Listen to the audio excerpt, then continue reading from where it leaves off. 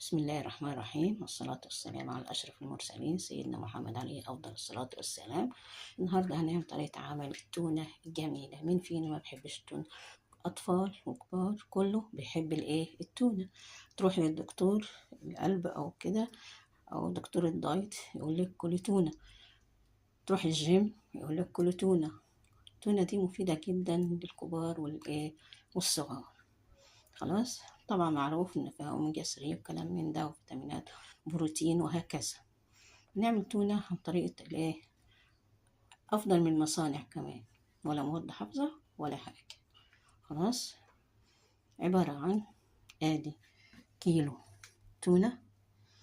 شايفين التونة جميلة ازاي؟ ادي نص كوباية ليمون او اقل، نص كوباية زيت، ونص كوباية خل، وعليهم كوباية